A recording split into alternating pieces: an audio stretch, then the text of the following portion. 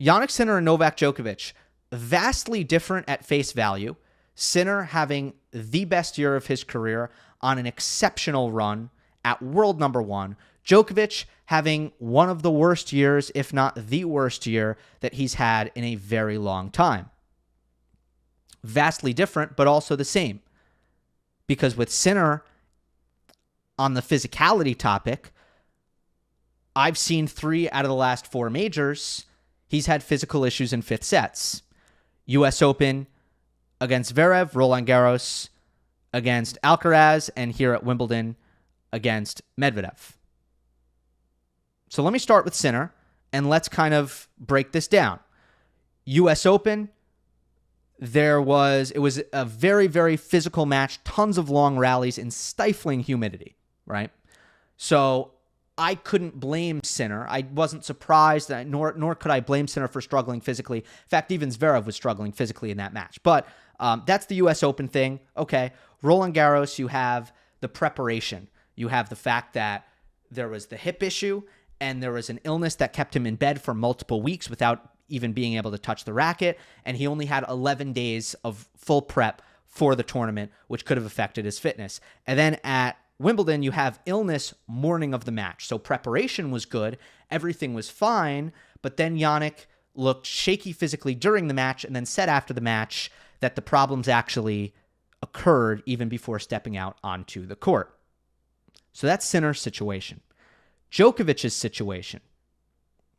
With all of the struggles, I'm not going to go tournament by tournament in specifics, but with all of the struggles that Djokovic has had throughout this year, relative to what we normally expect from him, there have been all kinds of reasons for it or explanations for it.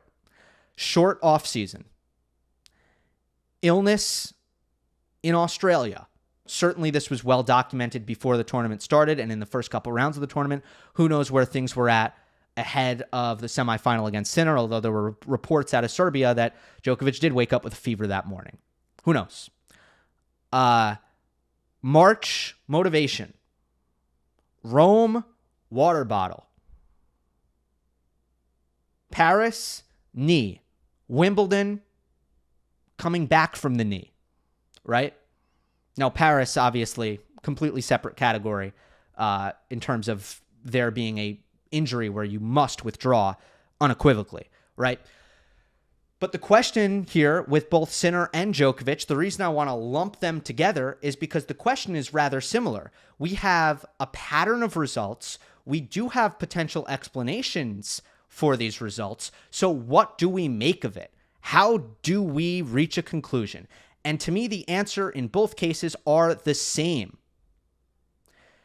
The answer has to be somewhere in between ignoring the circumstances altogether and writing off all of these results because of the circumstance. If you're on either end of the extreme, if you are on the end of these are all just completely invalid garbage excuses that are made up out of thin air, it's wrong. These are real things.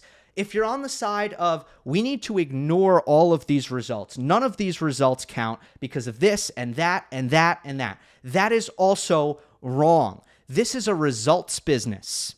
And over a large enough sample size, results have to be taken seriously. They have to matter. They cannot be written off. But they also need to be reasonably analyzed in context. Can we do that? Can we do both of those things at the same time? That's what I'm going to try to do. So do I take the Sinner physical issues seriously? I do. Do I take the idea that Djokovic hasn't had a tier 1 win all year? Do I take that seriously, that trend? I do take it seriously. These things are real. Do I think it's a crystal clear indication that Sinner doesn't have the ability to go 5 right now? Or do I think it's a crystal clear indication that Djokovic won't be a U.S. Open contender later this year? No, I don't think they're crystal clear indications. But I do think that they are trends to be taken seriously.